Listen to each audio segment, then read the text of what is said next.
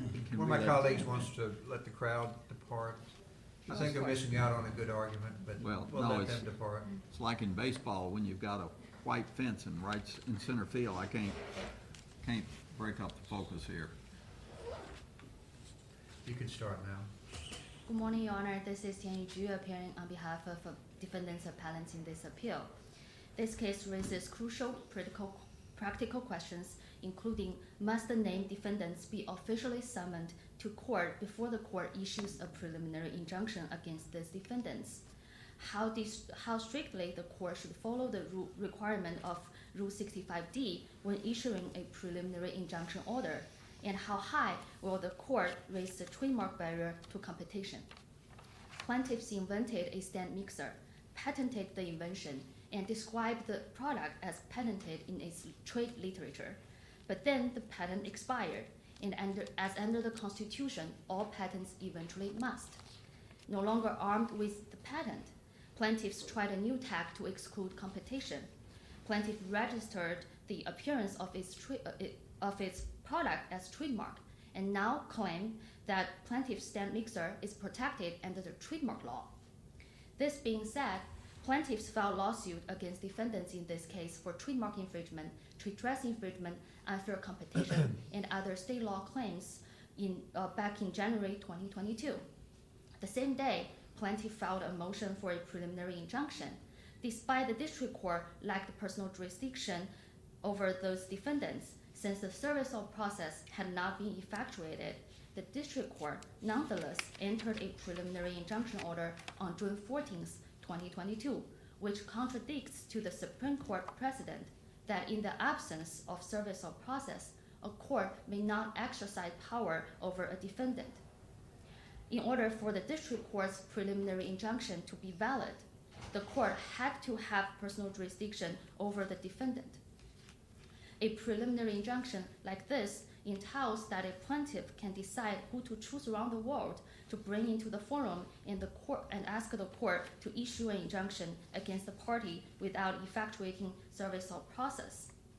The district courts freely handing out preliminary injunction orders against defendants whom it has not acquired jurisdiction is a violation of due process. Now, the language of Rule 65 just says on notice, and they've relied heavily on a case called Corrigan Dispatch. I didn't see that in your brief you responded to that. Are you familiar with that case? Not really, Your Honor, but I do believe that case was decided prior to the case of BNSF Railway Co. versus Terrell in 2017 by the Supreme Court. In that case, Justice Ginsburg reaffirmed that absent consent, a basis of service of a summons on the defendant is a prerequisite to exercise of a personal jurisdiction. Your Honor, so your contention is that the personal service wasn't given to your client using the Hague Convention. Is that correct? But have you denied that were service to have been given your client, there would ultimately be jurisdiction, personal jurisdiction? Did you make that argument to the district court when you appeared? Or was the argument primarily just a failure of service? Your Honor, my argument is that the service of process, serving the summons by an official way in a formal process, is a prerequisite to exercise personal jurisdiction. Once Would you make that claim for a TRO, temporary restraining order? I will, Your Honor. No, I said, would you? You know, if it's a true emergency and you're trying to get emergency relief, to say that you have to serve me with a summons, despite what Rule 65 says about notice, just gives an excuse to the party being hailed into court to just avoid being served with process, and the disaster takes place. Your Honor, in this case, there is no such emergency since the plaintiffs... Well, no, you can't just say it's got to be a certain type of emergency. You either don't have to serve when you seek a TRO or a preliminary injunction. You either just have to give notice or you don't. I believe Rule 65 only requires notice, but combined with the Federal Rule of Civil Procedure Rule 4, service must first be being effectuated, and then the next step is whether notice should be given. If it's an emergency TRO scenario, that's why a lot of plaintiffs in other district court, they applied for ex parte TRO, and along with that, they applied for a motion for alternative service. May I proceed, Your Honor? Surely.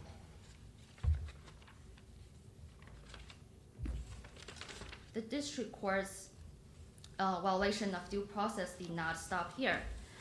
The district court issued a preliminary injunction, which is in a violation of Rule 65D, since it lacks specificity, merely referred to the analysis, which should be conducted by the court, but merely referred to whatever in plaintiff's motion for a preliminary injunction, especially in terms of analyzing the digits test required to prove likelihood of confusion. This is evident in the record on appeal, document number 843. The preliminary injunction's failure to comply with Rule 64D is further compounded by the fact that it fails to provide specific guidance on prohibited behavior. For example, in the 1A of the preliminary injunction order, it includes a portion saying, quote, any mixer that is similar to the infringing mixers, close quote. In a recent case decided by the Federal Circuit, it held this injunction that by their terms apply to, quote, any device, close quote, within the scope of the patent claims do not meet the specificity requirement of Rule 65D. The district court's injunction not only carries procedure defects, including ruling requesting destroy and recall, but also fails to establish the standard necessary to justify a preliminary injunction. Plaintiff's alleged trademark protection contradicts with the functionality doctrine, which prevents a producer from using trademark law to inhibit legitimate competition by controlling a useful product feature. If a product functional features could be used as trademarks, a monopoly over such features could be obtained. Here, the affluent consumer, the middle-class consumer, and the low-income consumer, they may all want to have a stand mixer that is affordable and can work properly. But Whirlpool was very careful to say it's not trying to say their mark that's protectable is the mixer itself and its functionality. They were saying it's the rounded head, the rounded edges, the sloped neck, the rounded base, the ornamental features, the design features, not the functional workings. But that's contrary to what they are, what the plaintiffs described in their trade literature, as shown in the record on appeal, document number 607. It's clear to state, quote, the streamline shape has changed so little that RN's bullet silhouette is patented, close quote. And in the same advertisement, it states this particular product feature reduces the price to a much more affordable price to consumers. And as stated by the Justice Kennedy in Traffics, a feature is also functional when it is essential to the use or purpose of the device, or when it affects the cost or quality of the device. So that's defendant's position that the Whirlpool's trademark is functional. And in addition, when in the district court, defendants introduced the utility patents owned by plaintiffs. Once the utility patents were provided, the burden of proof should be shifted to plaintiff to prove the non-functionality of its trademark. Yet, plaintiff failed to carry its burden because what the plaintiff statement are nothing more than conclusory. Plaintiff's argument about commercially available alternative designs of a stand mixer is meritless and irrelevant in that this argument directly contradicts with the ruling in Traffics. As Justice Kennedy stated in Traffics, and I quote, and the fact that the dual spring design is functional means there is no need to engage in speculation about other design possibilities, such as the use of 3 or 4 springs or hiding springs, close quote. It's also worth noting, even if plaintiff's trademark passed the functionality test, plaintiff still fails to prove likelihood of confusion. the legislative intent of the Lanham Act, specifically with regard to trademark infringement, is to protect consumers from confusion in the marketplace. The core issue in trademark infringement cases is whether use a particular trademark is likely to cause confusion among consumers as to the source or origin of the goods or services associated with that mark. As this court ruled in Extreme Lashes LLC, a failure to show actual confusion raises a presumption against likelihood of confusion. Till today, plaintiff failed to provide a single incident of actual confusion. No Amazon seller brought a defendant's mixer and then left an Amazon review, "Gee, I thought I was buying from KitchenAid." Rather, as shown in the exhibits provided by plaintiff to support its motion for preliminary injunction, Amazon customers who left reviews on defendant's products page mentioning plaintiff's products, none of these customers confused the two. This is evident in the record on appeal, document number 495, 497, 498, 513, and 514. You flew in and attended the PI hearing. Yes. Is your argument that the magistrate and the district court, they improperly balanced the digits of confusion, or that they failed to do the analysis at all? The district court failed, in the PI order, they failed to do the analysis at all. They simply referred to the analysis conducted by plaintiff in plaintiff's motion for a preliminary injunction. That's a violation of the Rule 65D. The lack of actual confusion for nearly 2 years weighs heavily in favor of defendants in this case, since plaintiff failed to identify any source of confusion or provided any evidence of actual confusion. Besides, plaintiff's product had been available on Amazon since September 2020. This is evident in the record on appeal, document number 512. Plaintiff's delay in filing this lawsuit 18 months later proves the lack of irreparable harm. Additionally, public interest favors a reverse of the district court's ruling, as Justice Scalia stated in Walmart. I quote, "Consumers should not be deprived of the benefit of competition with regards to the utilitarian and aesthetic purpose that the product design serves by a rule of law that facilitates plausible threat of suit against new entrants." Close quote. In conclusion, this case serves as a stark reminder the dangers of allowing companies to use legal tactics to unfairly exclude competition.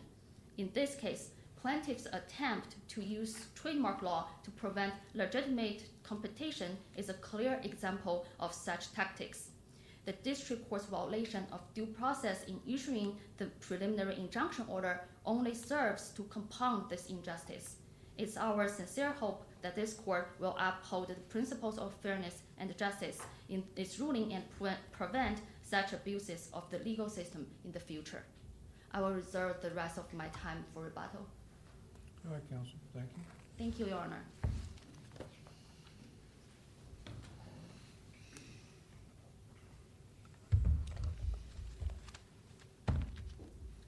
Good morning, may it please the court. Marc Lorelli on behalf of the Whirlpool parties. This case isn't about preventing competition of all stand mixers. There are plenty of stand mixers in the marketplace. In fact, the defendants have many stand mixers in the marketplace.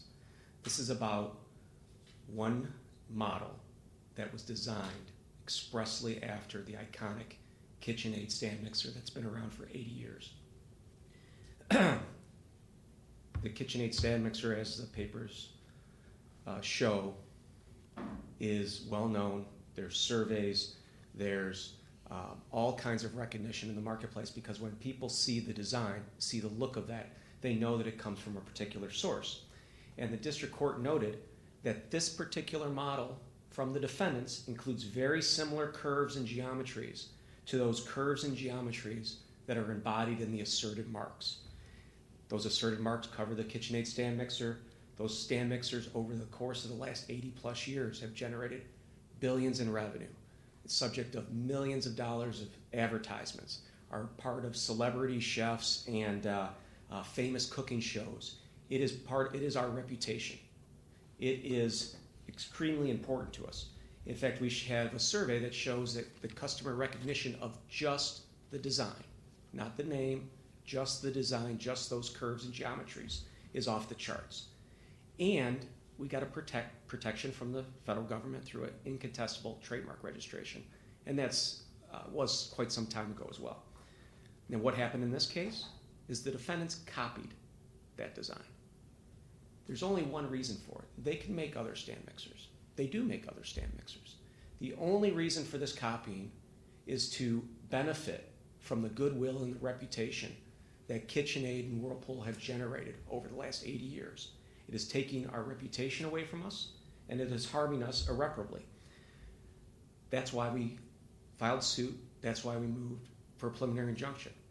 That's why we took every effort to put them on notice from day one. If you've seen the papers, they don't dispute notice because notice was provided via mail, was provided via hand delivery in China, was provided via text message to their authorized legal representatives in China. They had notice, and counsel showed up at the preliminary injunction hearing 4 months after we filed the suit. Counsel showed up, she'd been hired the night before. She traveled the night before, I believe, is what the record She said says. she'd been hired the night before, she traveled that night, and she said, can I brief this? Didn't the magistrate issue and the district court, the same day as the hearing, issue the PI? I believe what he asked was, why didn't your client do something in the last 2.5 months asking for a briefing? And there was no response to that. So That they was had not no part of this. opportunity to brief. But they did. They show up and they say, can I brief this? My concern, and put aside jurisdiction for a minute, is unless I'm mistaken, the only analysis of all the digits of confusion is one sentence on page 3 of the magistrate's report and recommendation. I think that, if I can address that question first, that's the sentence that you're referring to is what counsel indicated. That's one. There's another sentence in that order that says the defendants did not dispute any of the facts that are presented by Whirlpool. And this court holds that when facts are not disputed, that it does not need to go through a detailed analysis of findings of fact. But there is another portion that I'll point your honor to. Well, they objected to the report and recommendation, saying there's no likelihood of confusion. They did. My problem is, where has any court ever actually assessed likelihood of confusion? In other words, this isn't an exact identical thing. There's the brand on it. There's no dial versus the switch. The slope's a little different. There are a lot of things to argue about, especially with no evidence of actual confusion. I can't think, and I couldn't find a circuit court opinion affirming where no court below applies the digits of confusion. Your Honor, if you go to of the record on appeal and specifically go to page 1104, it was in a supplemental report and recommendation on a motion to stay, but there is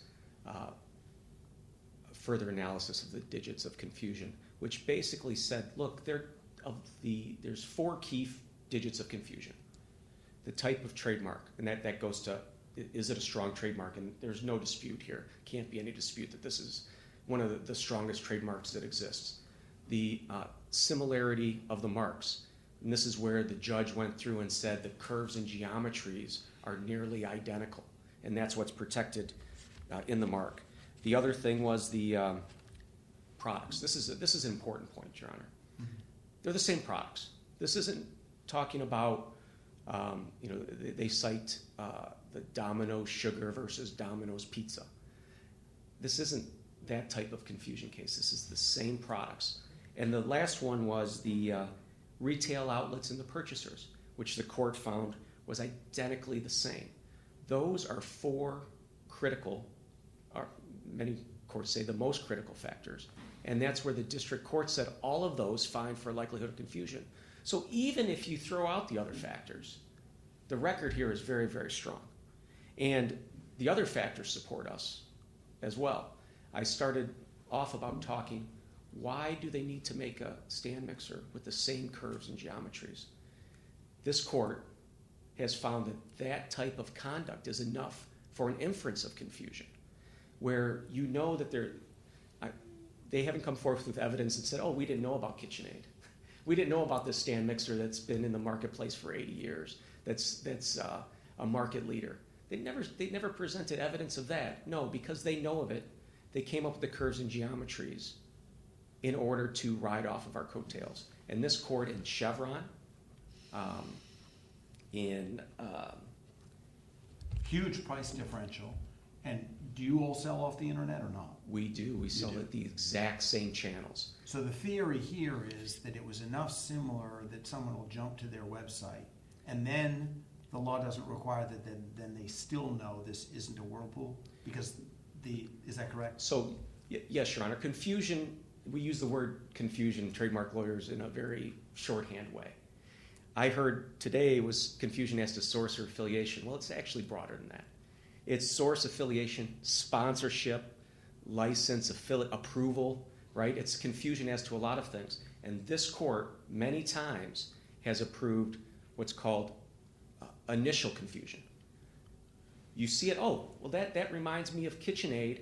I'm going to look at that a little bit more. That's enough. That is the Elvis Presley case is one example of that. Sort of bait and switch, even if then the price makes it very obvious this isn't a KitchenAid item. Well, let's go to the price argument for a second. This court has said in extreme lashes, price difference or price doesn't matter. And it doesn't matter when you have those other things. But let's look at what's happening in this case. It's not that they advertise their product for, as they say, 47% below our price. They advertise their product at our price and show a discount or a bargain for 47% below. It's very, very different when you look at what was there. And those were numbers that came from our, I believe it was our motion in opposition to their motion to stay the preliminary injunction, because it looks like they're trying to sell off their inventory before the So injunction gets just to be clear back, I mean, it's helpful. When you say look at 1104, that's a supplemental analysis that was done. Yes. Okay. And as this court is well aware, it doesn't, the analysis doesn't need to be done when the injunction is entered, so long as there's something to look at. There's plenty to look at with the original injunction because the facts aren't disputed. And I can give you citations to the cases from the Fifth Circuit that provide that is enough. But we have more to go on. And that more is 1174 with regards to the likelihood of confusion. Does their product have their brand visible and prominent on it? It's on one view you can see it. Is that, how do you, that's not, It's not. It depends on which view you see. well, when they advertise on the internet, do you see their brand prominent? Sometimes. Yeah. Sometimes. And then they don't have a dial. I mean, these are little points of difference that are pretty significant, though, correct? Well, I'd like to direct your attention to the Chevron case. And they made similar arguments there because the brand name was Ortho was one, it was High Yield was the other one. And they made the argument was made there that, look, the brand names are different. And that was a trade dress case. It was about coloring on labels for these types of home and garden products. And they said, well, look, people are going to buy chemicals. They're going to look at the label. They're going to see High Yield and Ortho. And this court said, even if close examination would differentiate the products, that is not sufficient to dispel the initial confusing similarity. And in that case, which granted a preliminary injunction, they were very clear. It's not error to determine similarity on the basis. I'm sorry, it was error because I'm sorry, that was not a preliminary. My apologies, but it was reversed. It was error to determine dissimilarity based on close examination and comparison in the face of close overall similarity. So you've seen the pictures in the briefing. I don't think anybody can deny that their product was designed to look enough like ours to ride off of our coattails.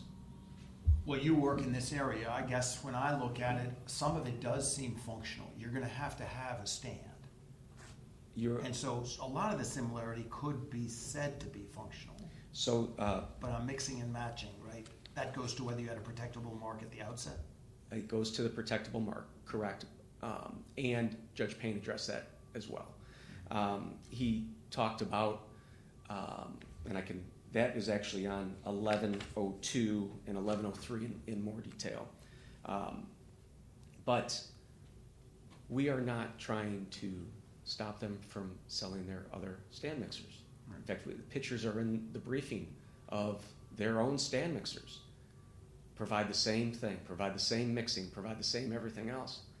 But they didn't copy the look and the appearance. And it's that look and the appearance that we not only have an incontestable trademark registration for, Right. but we also supplied survey evidence that said when people see that without the name KitchenAid, without any names on the product, consumers, now I don't know whether you're the appropriate consumer or not for this particular product, but consumers No, I don't cook anything. think it's a KitchenAid. They think it's one brand, and the numbers are overwhelming that it's KitchenAid. That is a remarkable asset to have in the marketplace, but it's an asset that took 80 years to build. 1937 to today. You can't name too many products that you could see one from 1937 and see one from 2023. It's the same. It is. Let me just test you a teeny bit on that. It's sort of got quirky aspects to this case. The English or Wales decision that was offered. Yep. Close to 50 pages, fair bit of consumer statements that they know what KitchenAid is. They don't ever get confused. Everyone knows how good KitchenAid is. But that, as to the same product, was that? It was, well, there's three main aspects. One is it's not our law. Right. Okay. Second is KitchenAid is a uniquely American company and brand. It does not have the same history in the UK as it might have in the United States. It doesn't. It has a history, and they talk about that history in that case, but it's not 80 plus years. But the third thing is it's a different product. And if you look at the product, it doesn't have the curves and geometries that this product has, that Judge Payne found objectionable. So when we think about the importance to us and think about the reputation of ours this product is taking, we go to court and we ask for a preliminary injunction. We provide the notice in all those ways that we've said, and we ask Judge Payne for a hearing. And he says, well, you can have a hearing, but you've got to now tell the defendants in the exact same ways that you told them before. Email, mail, hand delivery, text to their legal representatives, that we're going to have a hearing, several weeks out. We do that. We have the hearing and we hear three arguments. The first one is that Personal service. Process of service, right?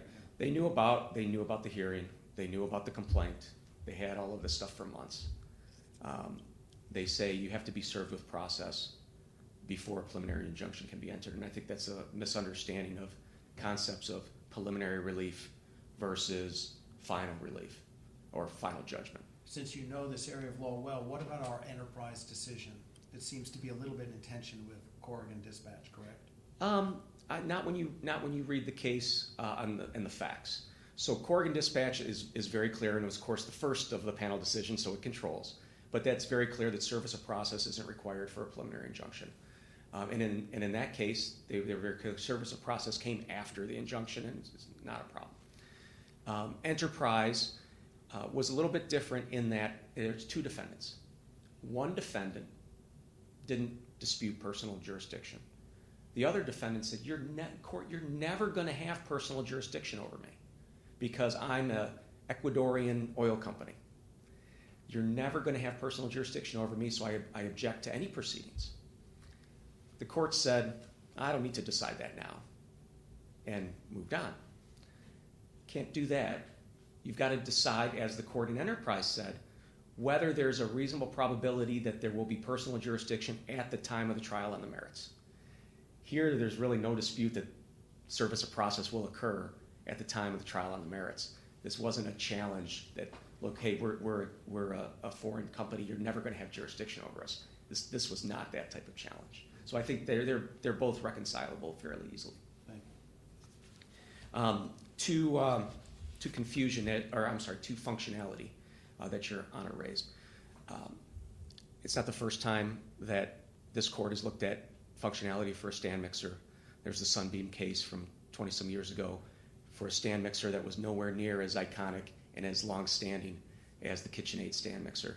It addressed functionality in kind of a similar way. No one's trying to stop stand mixers. It's the design.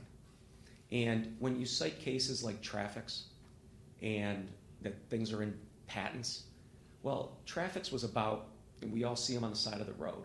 They're road signs that have springs that allow the road sign to sway back and forth when the wind comes. And what they were pointing to as the trade dress was the spring. It was the thing that made it work. It wasn't the shape of a spring, right? It wasn't, the court was very clear in Traffic, said, look, we're talking about a functional spring. We're not talking about, I think their language was curves on the legs of something, right? Ornamentation, flourishment. That's what this case is about. Totally different from Traffic's. The other case that they cite, the Eppendorf case, was a pipette for taking liquid in a lab setting and moving liquids between vials. And that was about fins on a pipette that were needed to make it strong. It wasn't about what it looked like. It was just in a lab environment. Nobody really cared too much, right? It's not the perception, the reputation of your company that's put out there every day in your advertisements, in your sales, in your marketing. So I think functionality is a red herring. We have a registered trademark, which means we get a presumption or a prima facie case of non-functionality. The patents that they reference have nothing to do with design or appearance that we're asserting in this case, and I think that comes fairly clear. On the likelihood of confusion, I think that, again, I do think it's very clear. I did want to address one issue that wasn't raised because I think it kind of brings this all together. They make the argument that some of the factors talk about retail channels, advertising types, and things along those lines, and they say, well, Whirlpool, they advertise on cooking shows, they sell in brick and mortar stores all over the country, they spend all of this money in advertisements. They sell online and Amazon and Wayfair and everywhere else. But there's not complete overlap because defendants, we only sell on Amazon. And they say that somehow favors them. I don't know how that could be. What we're looking for is factors about confusion, and what they do exactly overlaps with where we are. It doesn't need to be complete overlap, but there's a reason why it's not complete overlap, is because of their intent. They want to ride off of the coattails of Whirlpool, bait and switch, make money on the most profitable channel in the United States without advertising, without spending money, without getting your product known out there through brick and mortar retailers and all of those things. I think that argument really kind of encapsulates where they are in this case. They want to hide behind the Hague Convention. They want to say that, we're different from Whirlpool because we only sell into one channel. And this court in that Chevron case talked about that a little bit, because in there, the defendant, that High Yield, they only advertised at the point of sale, whereas Ortho advertised everywhere. And they still found that factor, of course, favors a likelihood of confusion. My time is up, so if there's no other questions, I will sit down. Thank you, Counsel. Thank you.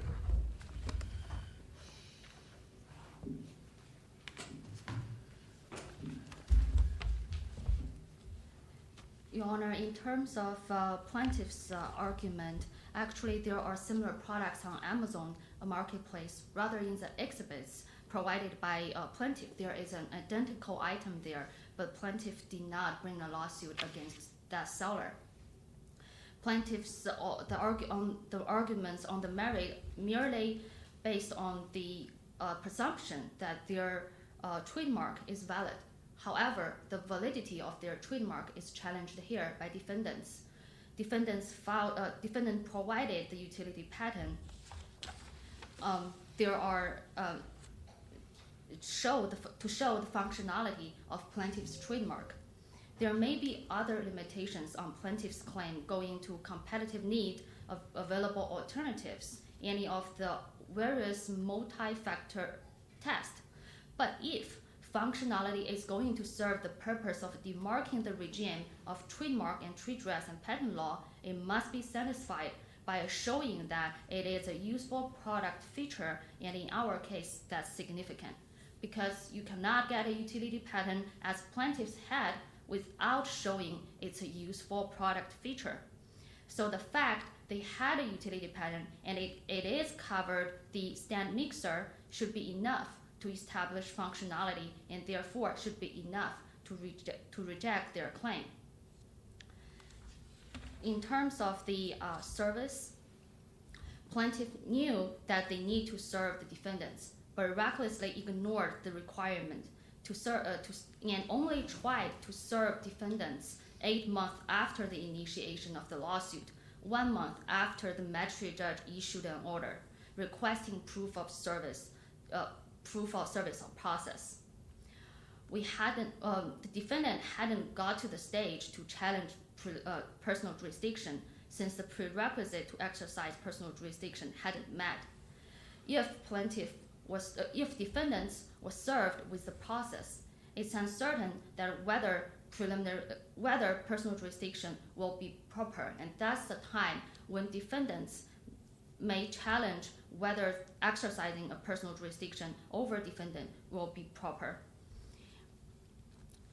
And the only argument plaintiffs argued on this issue is defendant offered to sell or sold alleged infringing products to Texas. However, as this court ruled last year in Gajic LLC, the court held in order to demonstrate that a trademark infringement and unfair competition claims arose out of sale directed to Texas, plaintiff was required to show that those sales were to customers who could have been potentially deceived by the alleged infringement, and the sales to plaintiff's attorneys or other agents were improper attempts to manufacture contacts with the state. Furthermore, I think it is, in terms of the justice, the preliminary injunction order must be reversed, because if the plaintiff is allowed to drag any defendant worldwide to a forum and get a preliminary injunction destroying their assets, is a violation of the due process. That concludes my argument, Your Honor. Is there any questions? Thank you very much. Thank you. Both of you for helping us understand this case a little better. We will take a short recess before taking the last case.